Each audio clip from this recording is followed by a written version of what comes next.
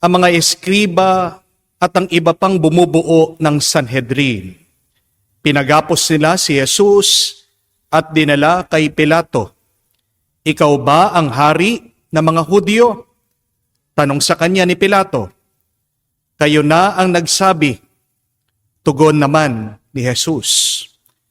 Nagharap ng maraming sumbong ang mga punong saserdote laban kay Jesus. Kaya't siya'y muling tinanong ni Pilato, "Wala ka bang isasagot? Narinig mo ang dami ng kanilang sumbong laban sa iyo." Ngunit hindi na tumugon pa si Jesus. Kaya't nagtaka si Pilato. Tuwing pista ng Paskwa ay nagpapalaya si Pilato ng isang bilanggo.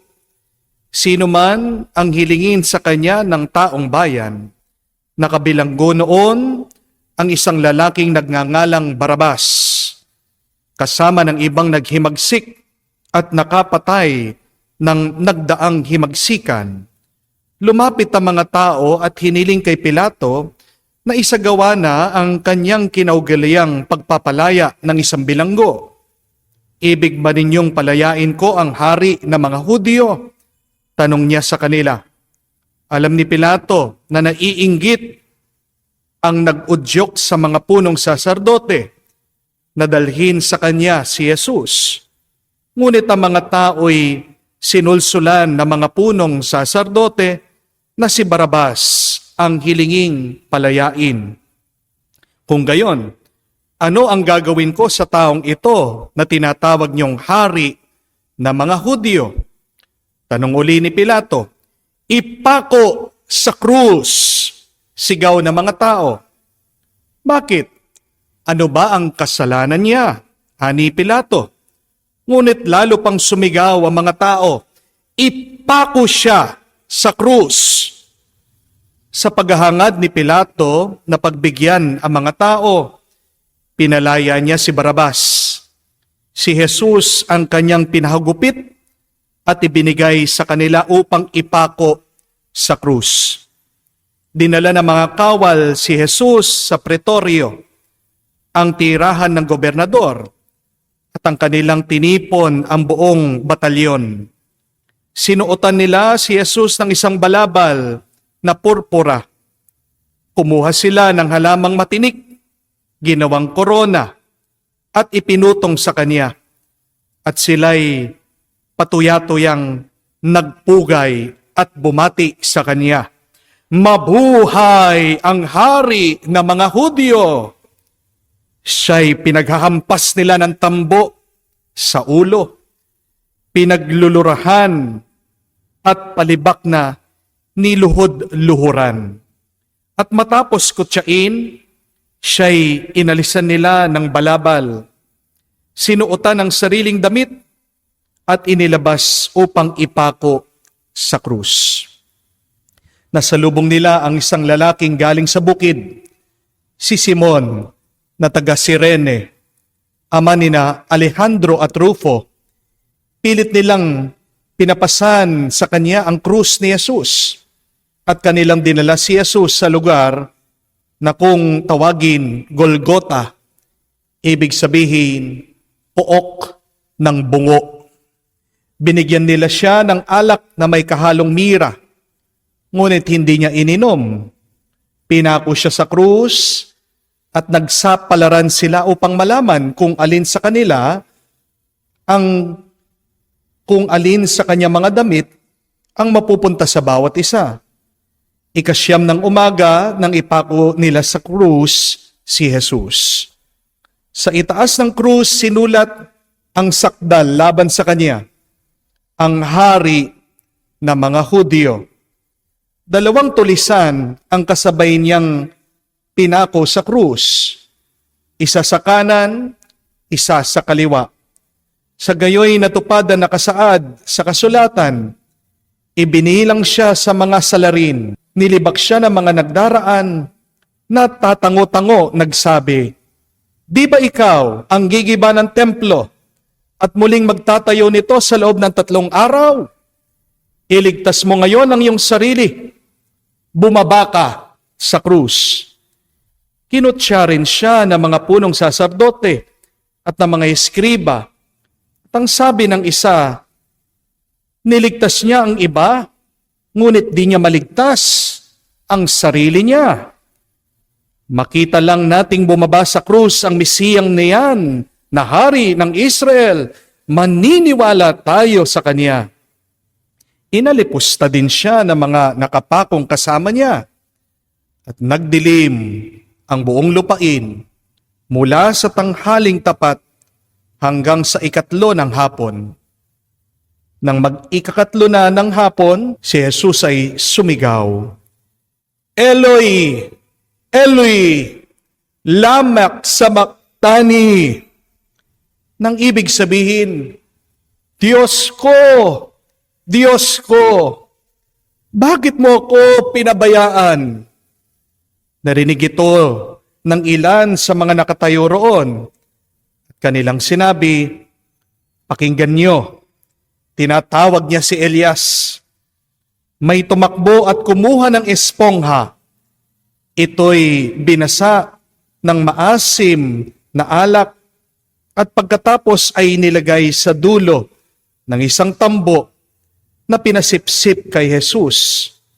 Sabi niya, tingnan nga natin kung darating si Elias upang ibaba siya. Sumigaw ng malakas si Jesus at nalagutan ng hininga. Mga kapatid, sa ilang sandali, tayo po ay tumahimik at lumuhod, alalahanin natin ang sakripisyo ng ating Panginoon.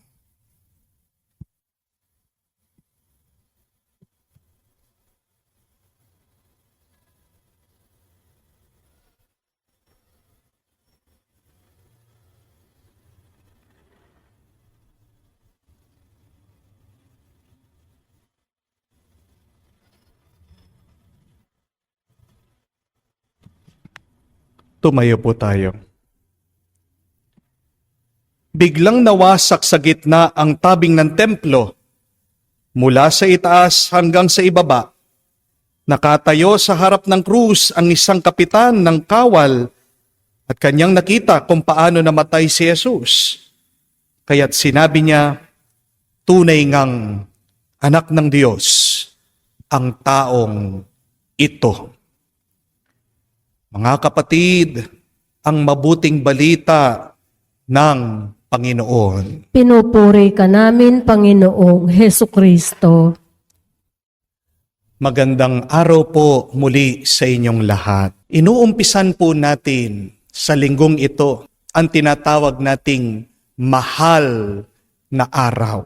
Napakaganda po ng tawag nating mga Pilipino sa Holy Week. Hindi lang po mga banal na araw ito, kung hindi mahal na araw. Anong ibig sabihin ng mahal? Dalawa po ang kahulugan. Mahal, ibig sabihin ay may halaga, may presyo. Mahal, ibig din sabihin, pag-ibig ang ating busilak, mabuting nararamdaman. Ang mga susunod na araw, mga kapatid, ay mga mahal na araw, mahahalagang araw. Alalahanin natin ng ating kaligtasan ay may kapalit buhay ng Diyos.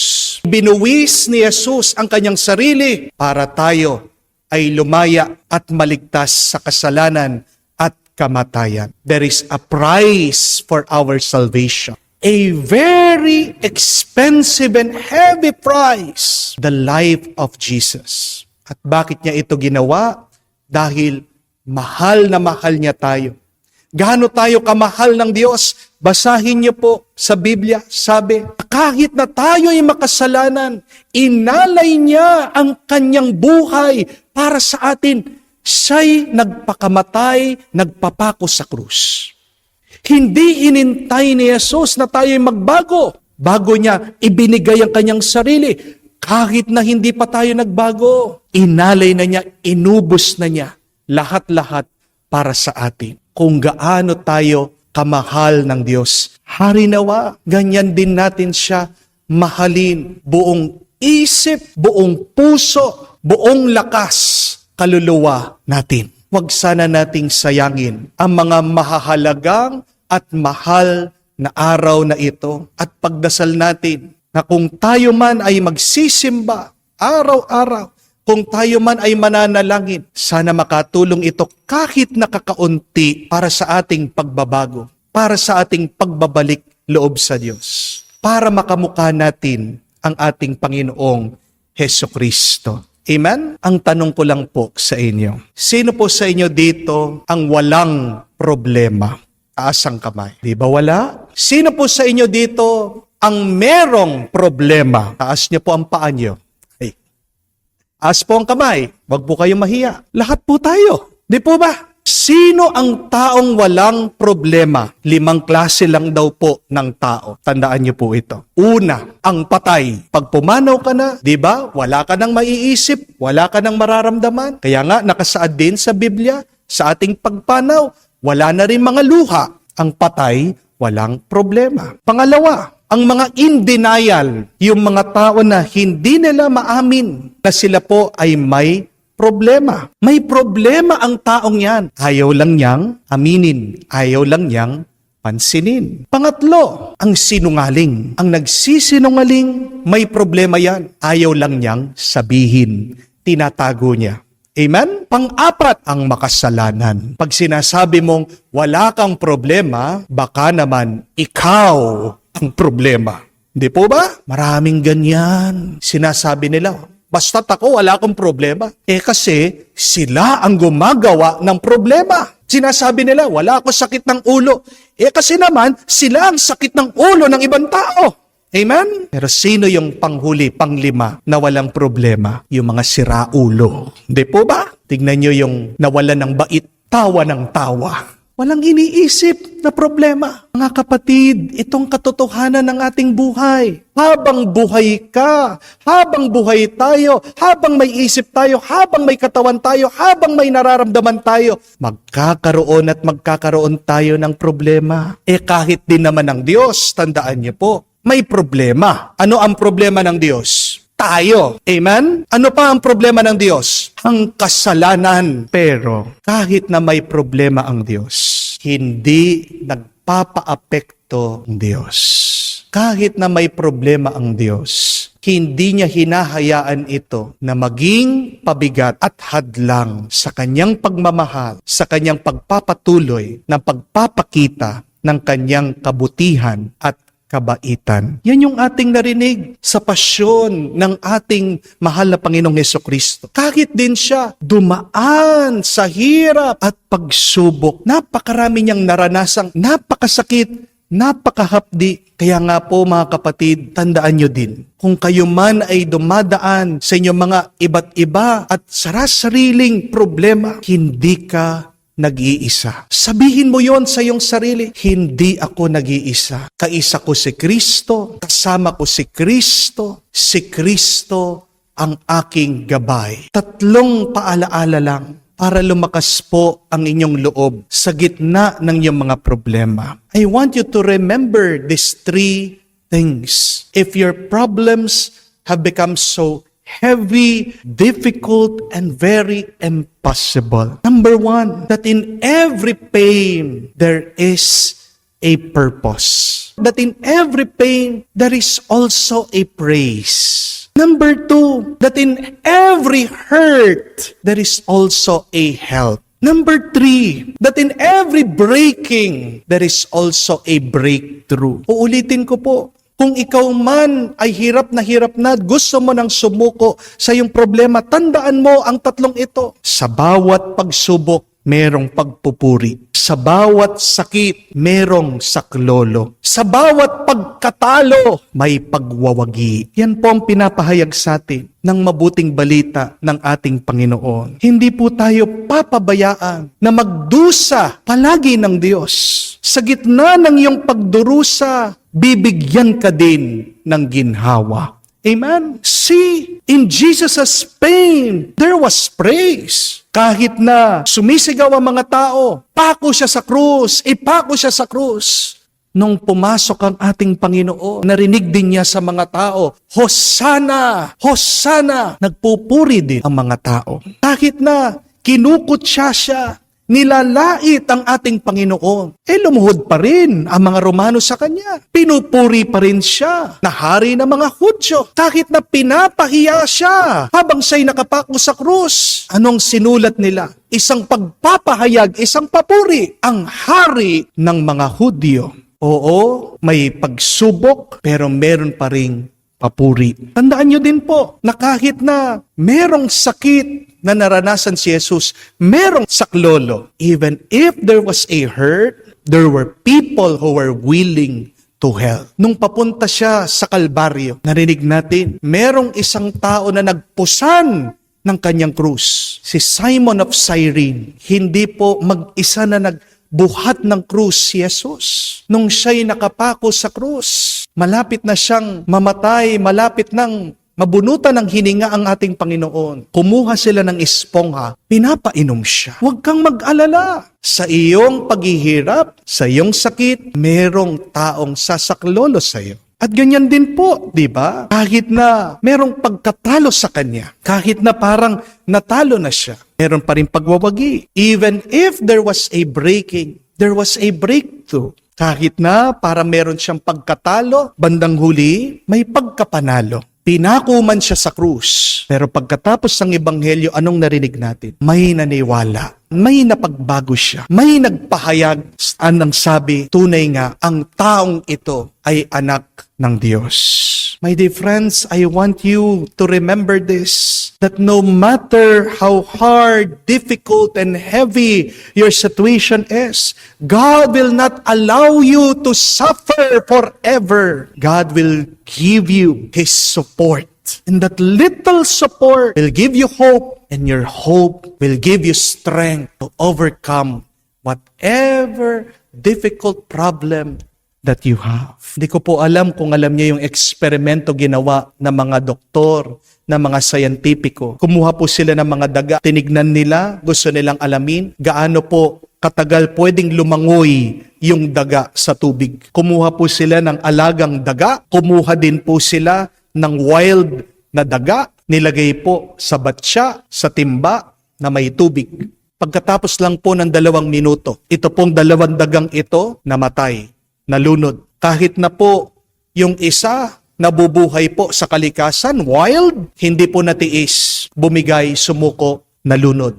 Pero may binago po sila sa susunod nilang eksperimento. Noong binabad na po yung 2 daga, yung alagang daga, yung daga na natagpuan po nila sa kalikasan, wild rat, pagkatapos po ng 1 minuto, kinukuha, inaalis sa tubig para bang tinutulungan. Alam niyo po ba kung gaano katagal nakalangoy, sumunod yung mga dagang yon? Hindi na po 2 minutes.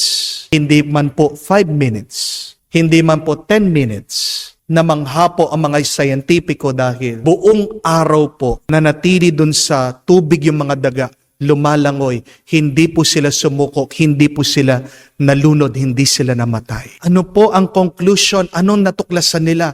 Yan po ang kapangyarihan na binibigay ng maliit na tulong. Pag tinulungan mo yung tao kahit nakakaunti, napakalaking bagay niyan na magpapalakas sa kanya, magbibigay sa kanya ng pag-asa. Kaya huwag niyo pong sasabihin na kayo'y kinalimutan ng Diyos. Kahit na narinig natin ng ating Panginoon, habang nakapako siya sa krus, sinasabi niya, my God, why have you forsaken me? Yung mga katagang yon ng ating Panginoong Jesucristo, hindi po mga salita ng pagsuko. Yung sinabi ni Jesus na, Panginoon, bakit mo ako kinalimutan? Galing po sa awit, Jesus was praying while He was crucified on the cross.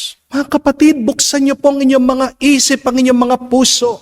Tingnan niyo, ang Diyos tinutulungan kayo kahit nakakaunti. Take that, receive that. Thank God for that. Yung tulong ng Diyos, sana buhayin ang iyong pag-asa, ang iyong pag-asang magpalakas sana sa iyo. Kaya mga kapatid, maniwala po kayo. Marami ka mang utang, di ba? Nakakaraos ka pa rin. Saan mo nakukuha yung mga pambayad mo ng mga utang? Marami sa inyo, di ba? Namamangha, nabibigla, kahit na paano, paunti-unti. Nakakabayad sila, nalalampasan nila yung kanilang mga due date. Kahit na may sakit ka, maniwala ka, hindi ka papabayaan ng Diyos. Papadala siya ng mabait na doktor, mga matutulungin na tao. Hindi mo alam kung saan manggagaling ang iyong pambayad sa hospital, pambili ng iyong gamot, pero gagawa ng paraan ng Diyos. Amen? Hindi mo man alam kung paano mapapagbago ng Diyos ang iyong asawa. Ang tagal na niya dyan sa kanyang kataksilan, pagiging hindi tapat sa iyo, pagloloko sa iyo. Pero maniwala ka, may ginagawa ang Diyos.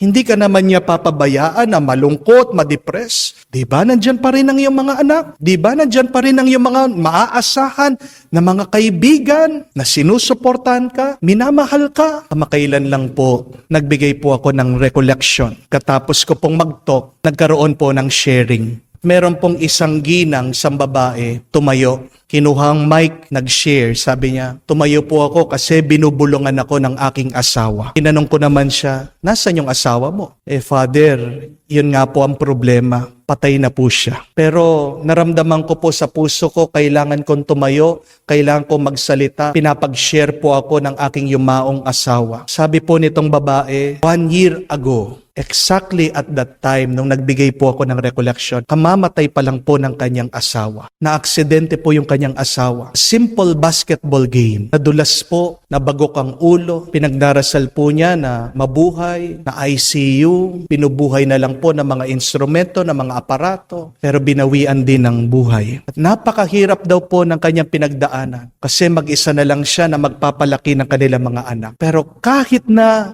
napakahirap na binigay na pagsubok ng Diyos sa kanya, sabi po nitong babae, hindi siya pinabayaan ng Diyos.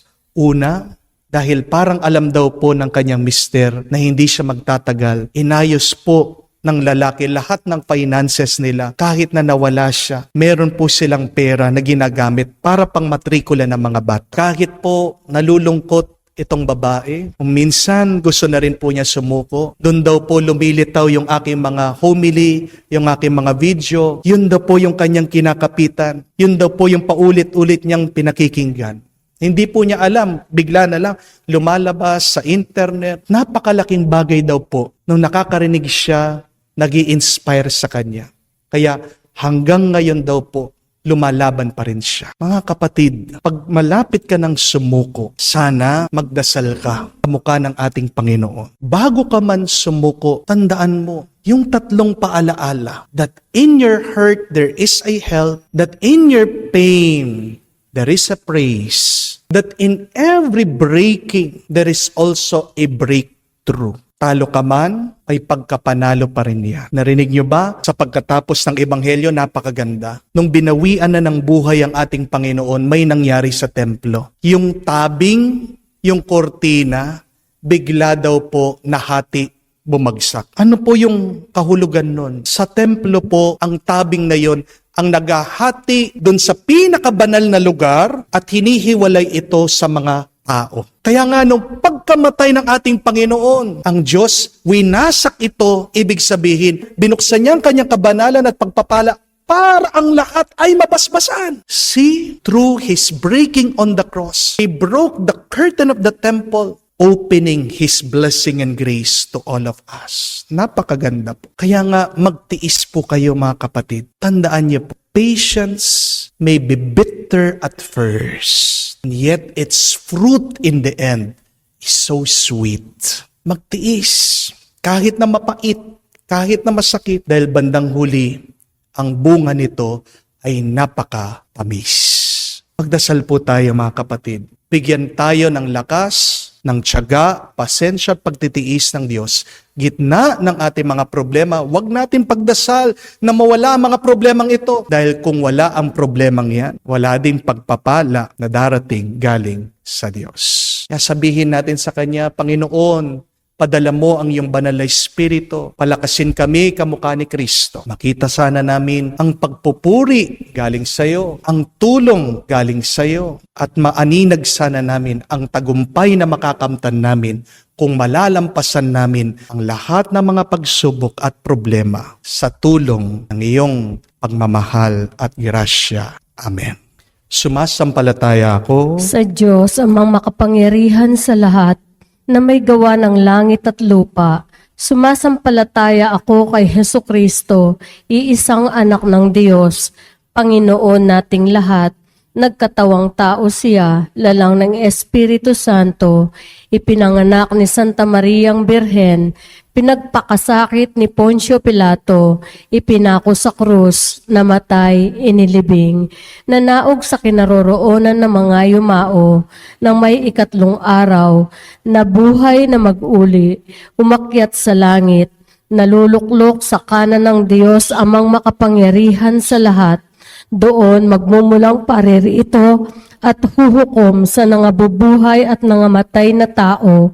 Sumasampalataya naman ako sa Diyos Espiritu Santo, sa banal na simbahang katolika, sa kasamahan ng mga banal, sa kapatawaran ng mga kasalanan, sa pagkabuhay na muli ng nangamatay na tao, at sa buhay na walang hanggan. Amen. Mga kapatid, buong pagtitiwala sa pagmamahal ng Panginoon na nakakaunawa sa ating mga kahirapan at pangangailangan.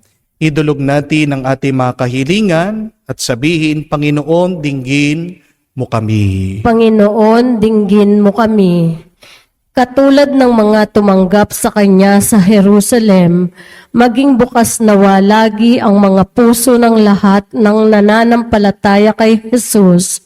Manalangin tayo. Panginoon, dinggin mo kami. Naway ang Santo Papa Francisco, Arsobispo Florentino Lavarias, ating mga obispo, Reverendo Padre Joel Jomarsus Pigatos at ating mga pari ay magpatuloy sa paggabay sa atin na maging tapat kay Jesus sa pamamagitan ng kabanalan ng kanilang buhay.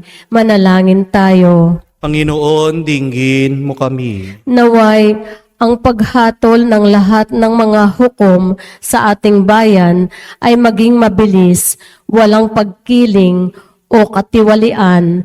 Manalangin tayo. Panginoon, dinggin mo kami. Sa katahimikan po ng ating puso, buksan din natin sa Diyos ang ating mga pangangailangan. Panginoong Diyos, alalayan mo kaming mabuhay alinsunod sa turo ni Jesus sa pagkikibahagi namin sa kanyang paghihirap. Makibahagi rin nawa kami sa kanyang kalwalhatian, ngayon at magpasawalang hanggan. Amen.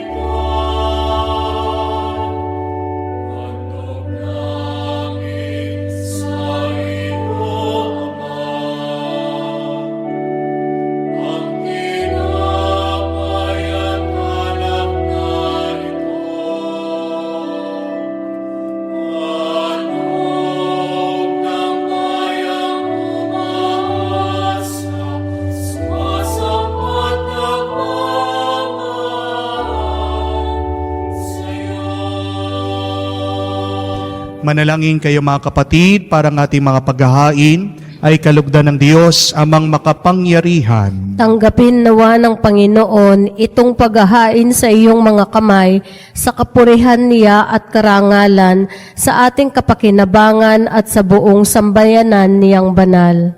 Ama naming lumikha, pakundangan sa pagpapakasakit ng iyong bugtong na anak, sumaamin nawa ang iyong pagpapaunlak na di magkakamit ng tanang aming pagganap, kundi ang paghahaing minsan lamang para sa lahat, na mula sa iyo'y pinakikinabangan namin at tinatanggap sa pamamagitan ni Jesucristo kasama ng Espiritu Santo, magpa sa walang hanggan. Amen. Sumainyo ang Panginoon. At sumainyo rin. Itaas sa Diyos sa inyong mga puso at diwa. Itinaas na namin sa Panginoon. Pasalamatan natin ang Panginoong ating Diyos. Marapat na siya ay pasalamatan. Ama naming makapangyarihan, tunay nga marapat na ikaw ang aming pasalamatan sa pamamagitan ni Jesucristo na aming Panginoon. Wala siyang kasalanan, ngunit inaring salarin. Sa pagmamalasakit niya ay kami palayain. Sa kamatayan, kinasusuungan namin, kaya't namatay siya upang kami buhayin. Kaya kaisa na mga anghel na nagsisiawit ng papuri sa iyo, nang walang humpay sa kalangitan kami nagbubunyi sa iyong kadakilaan.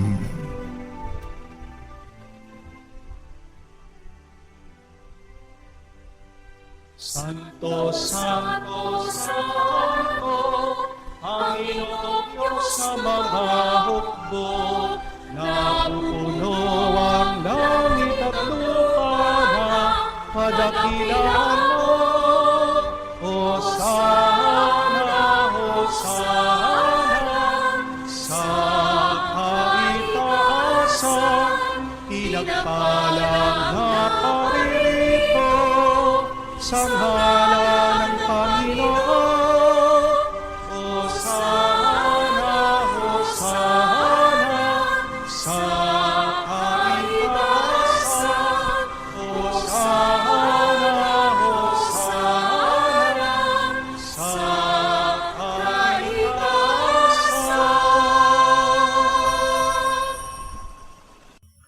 Ama naming banal, ikaw ang bukal ng tanang kabanalan, kaya't sa pamagitan ng iyong Espiritu, gawin mong banal ang mga kaloob na ito, upang para sa amin maging katawan at dugo ng aming Panginoong Heso Kristo.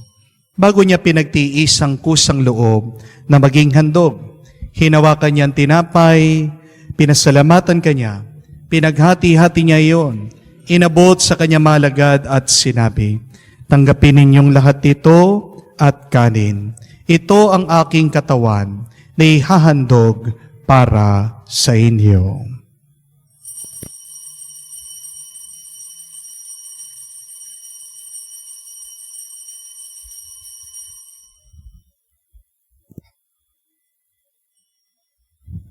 Gayon din naman na matapos ang hapunan, hinawakan niya ang kalis, muli kanya pinasalamatan. Inabot niya ang kalis sa kanya malagad at sinabi, tanggapin ninyong lahat ito at inumin. Itong kalis ng aking dugo, ng bago at walang hanggan tipan.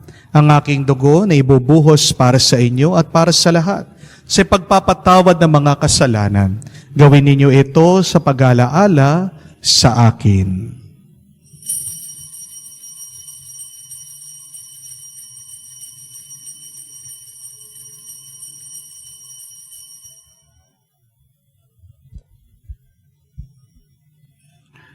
Ipagbunyiin natin ang misteryo ng pananampalataya.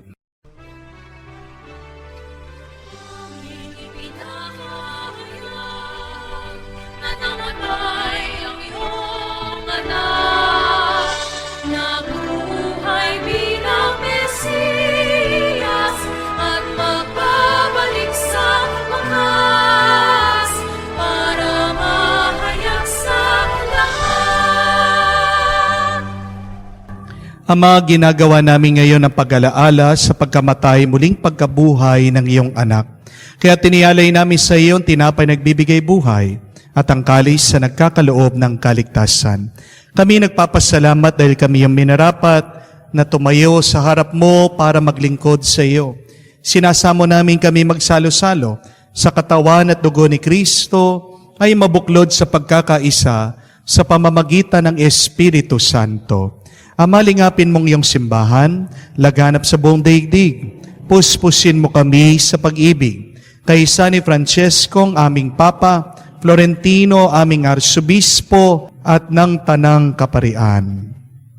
Alalahanin mo rin ang aming mga kapatid na nahimlay may pag-asang muling mabubuhay.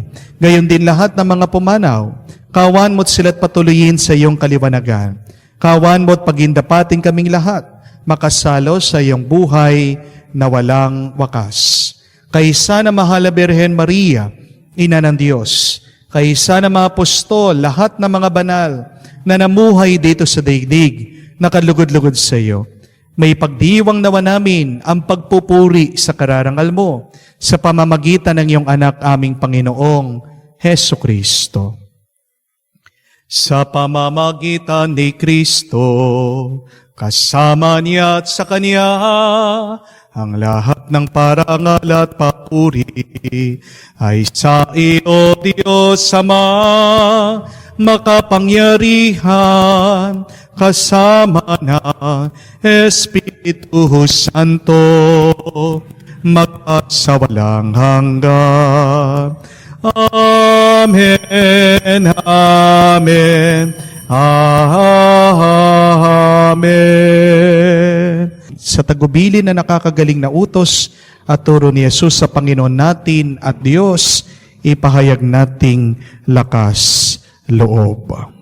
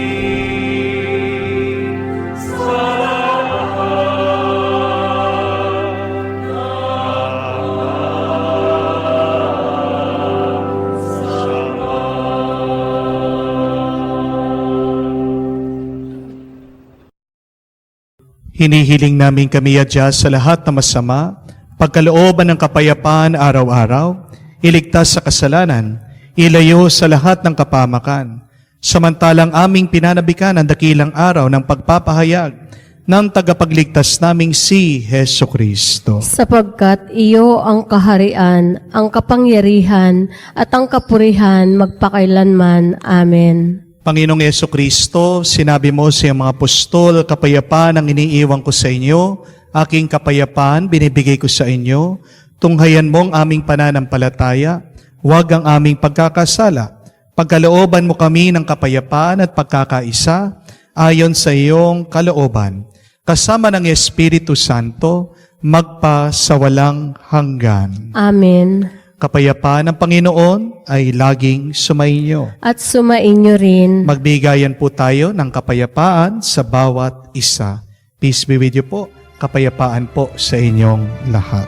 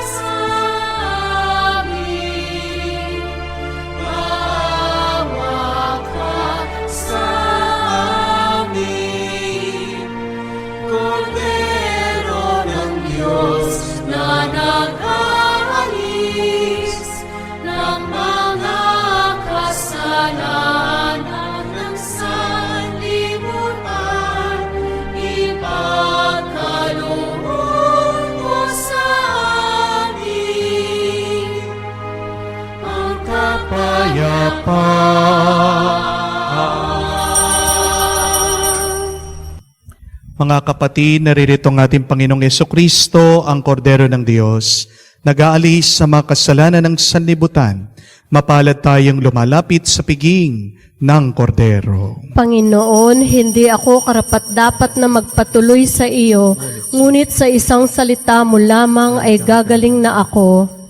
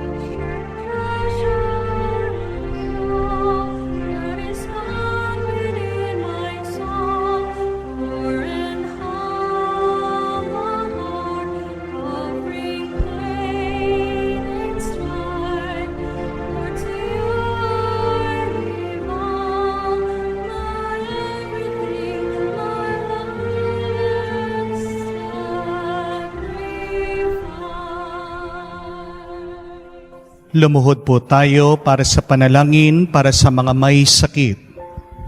Panginoong Hesus, lumalapit po kami sa iyo ngayon upang idulog ang kagalingan ng mga may sakit. Haplusin niyo po sila at pagkalooban ng panibagong lakas upang sila ay muling makapaglingkod sa iyo. Patawarin niyo po sana sila sa kanilang mga kasalanan at pagkalooban ng kagalingang pangkaluluwa. Sa katahimikan po ng ating puso, alalahanin natin at ipagdasal ang mga kapatid nating may sakit.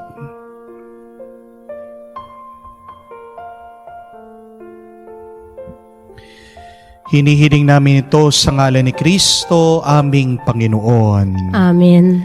Panalangin para sa mga OFW. Ama, pinapanalangin namin sa iyo ang natatanging kahilingan ng lahat ng mga nagtatrabaho sa ibang bansa. Tulungan mo sila bawat sandali ng kanilang buhay habang nasa ibang bansa. Palakasin mo sila kapag pinaghihinaan sila ng kalooban. Pagalingin mo sila tuwing nagkakasakit. Aliwin mo sila kapag nalulungkot sila. Ilayo mo sila sa anumang masama at kapahamakan upang mapagpatuloy sila lagi sa kanilang buhay.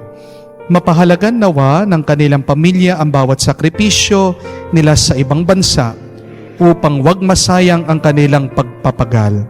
Kawaan at pagkalooban mo ng biyaya ang lahat ng mga OFW dahil sa iyo lamang aasa at wala nang iba pa. Sa lahat ng ito ay aming sama-samang panalangin sa ngalan ni Jesus, aming Panginoon. Amen. Banal na muka ni Jesus. Kaawaan mo kami. Tumayo po tayo. Ama namin mapagmahal, ngayon kami pinagsalo mo sa banal na pagkikinabang. Kami yung pinalingon na may pag-asa sa aming sinasampalatayanan. Pakundangan sa pagkamatay ng iyong anak, gawin mo kami makarating sa aming paroroonan. Pakundangan sa kanyang muling pagkabuhay, bilang tagapamagitan kasama ng Espiritu Santo, magpa sa walang hanggan. Amen. Konting paalaala lang po. Ang inyong mga palaspas na pinabendisyon ay hindi po anting-anting. Tandaan niyo po. Hindi ibig sabihin pag meron kang palaspas, hindi napapasok ang problema sa buhay mo. Tandaan niyo po mga kapatid, that every problem has a purpose. Hindi ka bibigyan ng problema ng Diyos na walang dahilan. Palagi merong dahilan anuman ang ating mga problema na pinagdadaanan. Pwede tayong magkaroon ng problema na hindi tayo nagdurusa. Mahirap na ang problema, wag mo nang daragdagan pa yung hirap na pinagdadaanan mo dahil sa iyong pagrereklamo, sa iyong lungkot, sa iyong pag-aalala. Welcome the pain. Remember, it has a purpose. There is no pain that God will not give you praise. There is no hurt without God giving you help. There is no breaking without a breakthrough, a triumph. So trust God on that. Para saan ang mga palaspas na ating pinabindisyonan? Sila ay simbolo ng pag-asa. Dahil nung unang panahon, nung nasa disyerto ang bayan ng Diyos, ang mga Hebreyo, wala pong tubig. At pag nakakakita sila ng mga dahon, na mga palmeras, na mga halaman, nabubuhayan yung kanilang kalooban. So in the desert experience, there is also an oasis. Kahit na gaano pa kainit, kahirap ng paglalakbay, meron pa ring paghinto, stopover, pagpapahinga, pagbibigay ng ginhawa. Yan nga, pag kayo po ay ready ng sumuko, litong-lito na, aburidong-aburido, tingnan nyo lang po ang mga palaspas na yon, as simbolo na kayo ay pinapalakas, sinusuportahan pa rin ng Diyos. At naway mabuhayan kayo muli ng pag-asa, ang pag-asang magbigay sa inyo ng lakas. Malampasan nyo anuman ang inyong mga problema. So ang assignment po natin ay hawakan po natin ang ating mga palaspas bilang panalangin sa Diyos. Naway sila maging dasal natin, giving praise to God in the midst of our pains and challenges. Sumayin niyo po ang Panginoon. At sumain niyo rin. Kayo ay basbasan ng Diyos sa may kapal, sa ngalan ng Ama, ng Anak, ng Espiritu Santo. Amen. Ang ating misa ay natapos na. Umayo kayo sa kapayapaan ni Kristo. Salamat sa Diyos.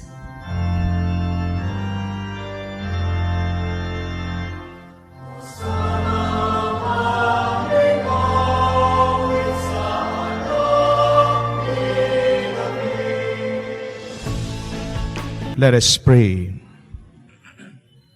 May the working of your mercy, O Lord, we pray, direct our hearts aright.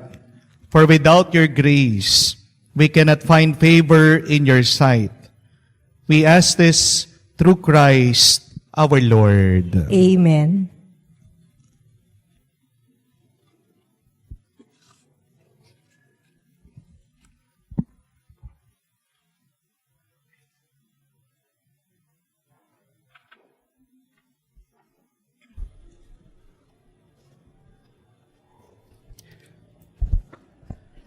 A reading from the book of the prophet Isaiah.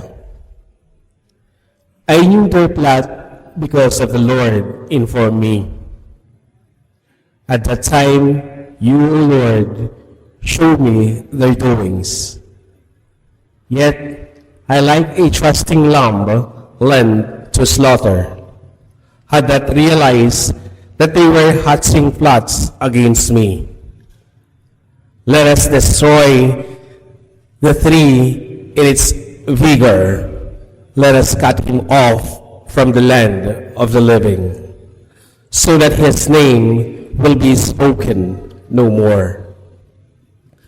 But you, O Lord of hosts, O just judge, searcher of mind and heart, let me witness the vengeance you take on them. For to you I have entrusted my cause. The word of the Lord. Thanks be to God. O Lord my God, in you I take refuge. O Lord my God, in you I take refuge. O Lord my God, in you I take refuge. Save me from all my pursuers and rescue me, lest I become like a lion's prey, to be torn to pieces with no one to rescue me. O Lord my God, in you I take refuge. Do me justice, O Lord, because I am just, and because of the innocence that is mine. Let the malice of the wicked come to an end, but sustain the just, O searcher of heart and soul, O just God. O Lord my God, in you I take refuge. A shield before me is God, who saves the upright of heart. A just judge is God, a God who punishes day by day. O Lord my God, in you I take refuge.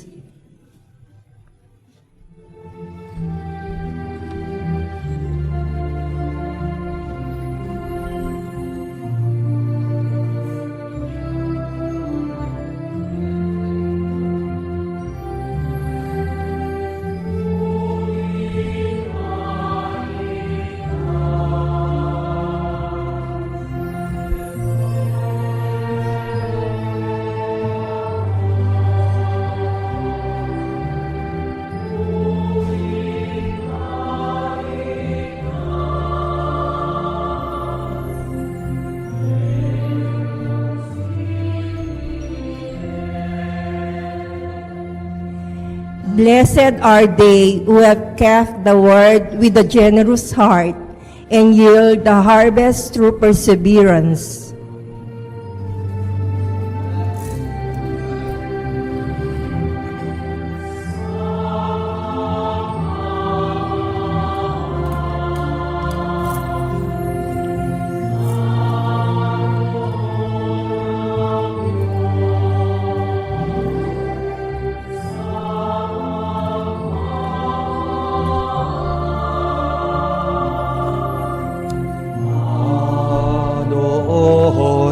Ang Diyos,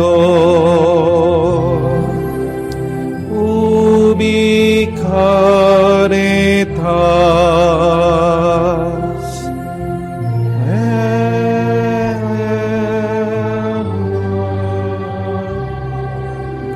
ubi caritas.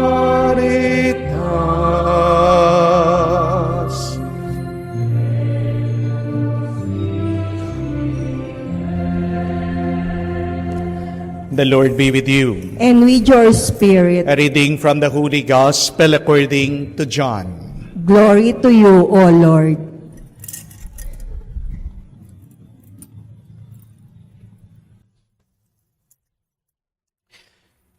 Some in the crowd who heard these words of Jesus said, "This is truly the prophet." Others said, "This is the Christ." But others said, "The Christ will not come from Galilee, will he?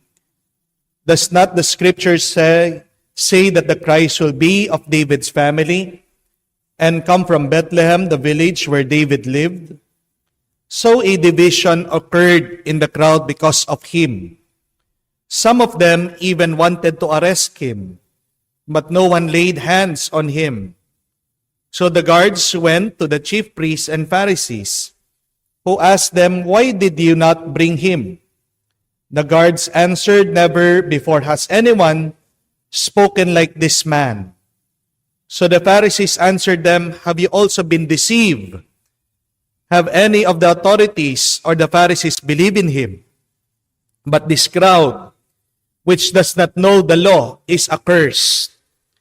Nicodemus, one of their members, who had come to him earlier, said to them, "Does our law condemn a man before it first hears him and finds out what he is doing?" They answered and said to him, "You are not from Galilee also, are you? Look and see that no prophet arises from Galilee." Then each went to his own house. My dear friends, the good news of our salvation. Praise to you, Lord Jesus Christ. Good morning po ulit sa inyong lahat, no? Ang dami niyo po, ha? Welcome po sa aming parokya. Kami po ay natutuwa, nagpapasalamat na kayo ay nagkaroon ng panahon para kami ay bisitahin. Ano po sa tingin niyo mangyayari pag pinagsama niyo yung mga itim na langgam at saka pulang langgam? Mag-aaway-away po ba? Sa totoo lang po, hindi. Pero kung ilalagay niyo po yung mga pulang langgam at itim na langgam sa loob ng garapon o sa loob ng isang box o kahon at simulan niyo po na i-shake, kalugin niyo. Pagkabukas niyo po, makikita niyo yung mga dating tahimik at payapa, doon pa lang po sila mag-aaway-away. Kung wala pong manggugulo sa kanila, wala po silang dahilan para mag-away-away. Mga kapatid, bakit ka ba nakikiaway sa iba? Tanungin mo, sino ba ang nanggulo? Sa nagmumula yung pagkukulog? Who has shaken you up? Who steered you? Definitely, we should understand that when evil, when resentment or anger rises up in us, does not come from God. Somebody has provoked us. Nabasa po natin sa Ebanghelyo, nag-away-away ang mga tao. Nagtatalo-talo sila kasi hindi sila magkakasundo. Sino ba si Jesus? Sabi ng iba, propeta siya. Sabi ng iba, siya'y Mesiyas. Ang iba naniniwala na siya'y Diyos. Ang iba hindi naniniwala sa Kanya. Para bang si Jesus ang dahilan ng kanilang pag-aaway-away? Pero pag-isipan natin ng mabuti. Saan nanggagaling talaga yung kanilang pagtatalo-talo? Inumpisan ba talaga ni Jesus? Hindi. nag-umpisa sa kanilang kalooban. Kasi ang bawat isa gustong patunayan na siya'y tama. So anong nagiging dahilan pag tayo'y nakikiaway o nakikipagtalo sa iba? Kataasan ng loob. Pride. Di po ba? When you want to prove that you are right, you will fight for it. You will argue with other people. But the question is arguing with others the will of God? Ano po sa tingin nyo? Kagustuhan ba ng Diyos ang pakikipagtalo sa iba? Kung babasahin niyo po ang Biblia, ang salita ng Diyos, ang mabuting balita, malalaman natin na hindi kagustuhan ng Diyos nakikipag-away at pakikipagtalo sa iba. You read in Proverbs, sabi po niya, that do not answer foolish arguments of fools, or you will become foolish like them. Ano ibig sabihin? Pag nakikipagtalo ka, nagiging mangmang ka.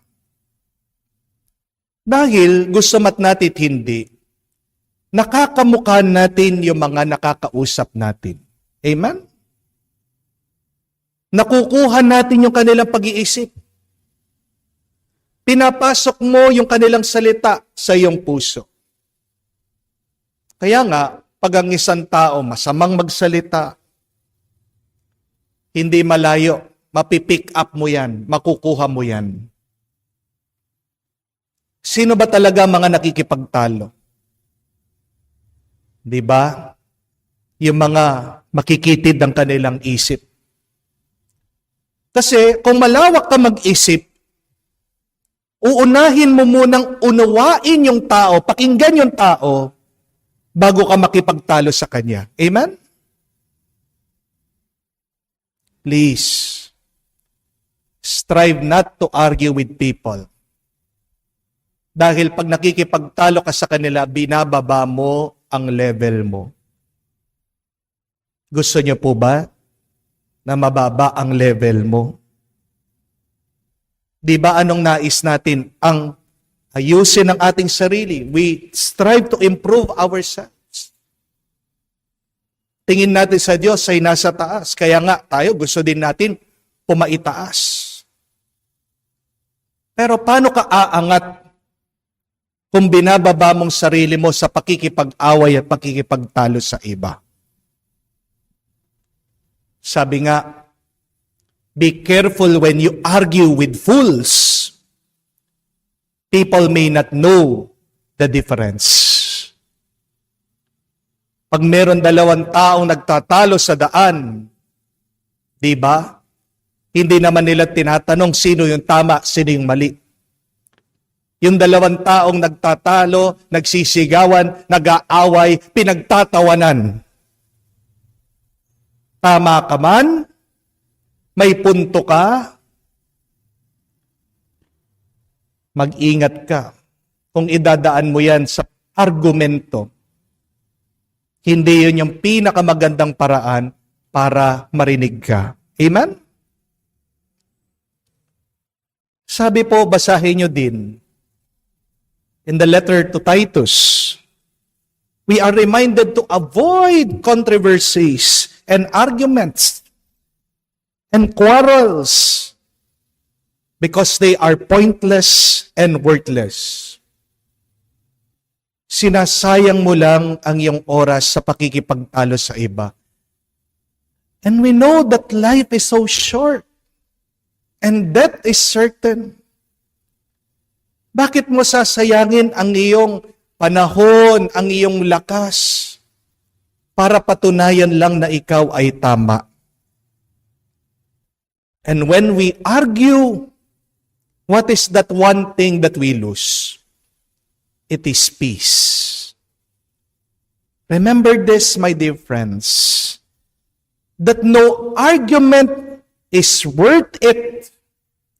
No argument is worth damaging your health.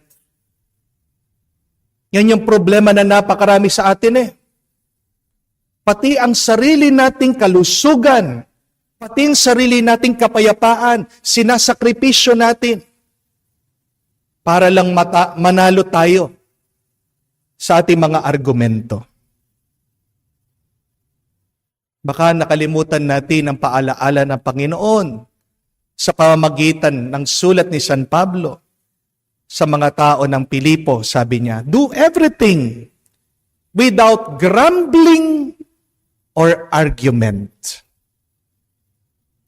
Hindi kagustuhan ng Diyos ang pakikipagtalo sa iba. But what is required of us? Is to always communicate, ang makipag-usap. And arguing is different from communicating. Remember that. Ano po ang hamon sa atin? Ang gamitin nating mabuti ang ating isip, ang gamitin natin mabuti ang ating pananalita. Remember, my dear friends, raise not your voice, but your words. Amen? Lakasan mo, hindi ang iyong boses, kung hindi ang kalidad ng iyong salita, ng iyong pangungusap. Dahil tandaan niyo po, ang mga halaman at bulaklak ay tumutubo, hindi dahil sa kulog at kidlat. Ang halaman, ang bulaklak tumutubo dahil sa ulan. Yung paninigaw mo, yung pagmumura mo sa iba, yung pakikipagtalo mo, kulog at kidlat. Hindi yan makakatulong para bumbuti ang ibang tao. Lakasan mo. Ang ibig mong sabihin, hindi ang ating mga boses. Bago ka magsalita, tumahimik ka at magdasal. Dahil tandaan niyo po, pag meron ng lumabas sa iyong bibig, hindi mo na mababawi yan. Isa sa mga pinakamahirap at pinakamasakit na karanasan ay yung nakasakit ka ng damdamin ng iba, hindi mo sinasadya. Pero bakit mo sila nasaktan? Kasi nauna ang iyong pananalita bago ang iyong pag-unawa. Amen? Isa ka bang taong mahilig makipagtalo? Magdasal tayo. Hindi yan kagustuhan ng Diyos.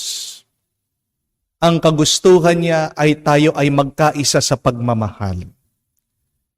At paano pa lumalim ang ating pagmamahal sa bawat isa at sa Diyos? Nag-uumpisa yan sa pakikipag-usap. One foundation of love is always communication. So improve your words. Do not raise your voice. Amen. Tumayo po tayo. Mga kapatid, let us offer our praise to the Lord, and for every prayer, let us say, Lord, hear our prayer. Lord, hear our prayer.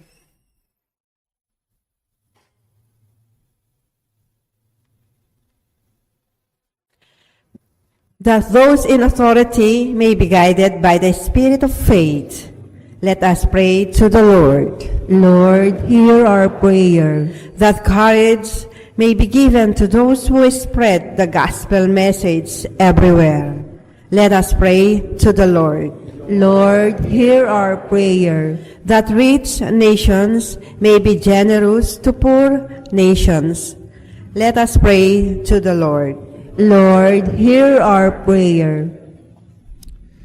Umupo muna po tayo. Let us also include in our intention and thanksgiving of Tess Ico and family, Mirna Crion and family, Arnold Pines, Blessed Faith Payumo, Perlita Diaz and family, Roland and Edith Figueroa and family, Ronel Perez, Mother Perpetual Health Catholic Charismatic Community Choir, Arlene and Boyet Dale Cruz and family, Camille Santos, Arlene Dugueles and family, Francis Jovelyn Bea Bitina Canlas, Madison Hernandez, Mary Christ Canlas, Renz Suba and family, Len Capulong and family, Albert Pineda and family, Jana and Janine de la Cruz, Sheila Cabantog, Maxine Mangahas, Aubrey Shanley Santos, Catherine Ronquillo and family, Arcely Canlas and family, Angelica Payumo, Nash Tolentino, Juvie Santos, Almer de Guzman, Francisco Angeles, Lot Lazaro, Blessy Bautista, Marlenita Morales, Cecil Ocampo, Bea Marivic Bautista, Jerome Manglikmot,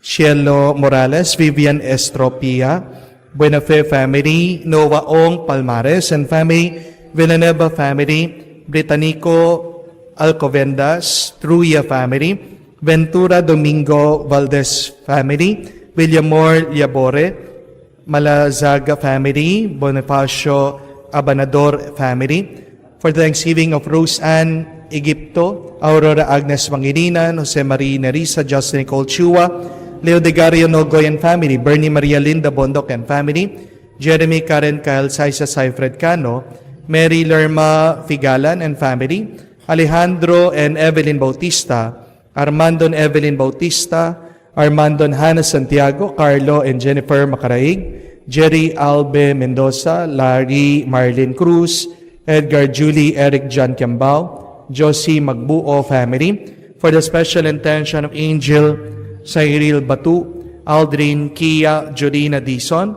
for the quick recovery and healing of Fatima Figueroa, Ray and Mir Danting, Andrea Tan, and for the eternal rest and peace of the souls of Rosario and Marlene Conrado Victoria, Fernando Jr., Encarnacion Rizalinda, Narciso, Lorenzo Lina, Antonio Sr., Pablo Sr., Cristina Alfonso Rowena, Angel Len, Maria Lourdes, Patricio Orlanda, and Maxima.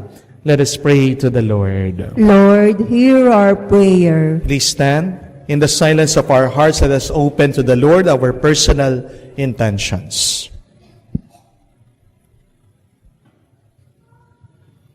Father of all, you sent your only Son to draw us closer to you. Guide us in our mission to spread our faith throughout the world. We ask this through Christ our Lord. Amen.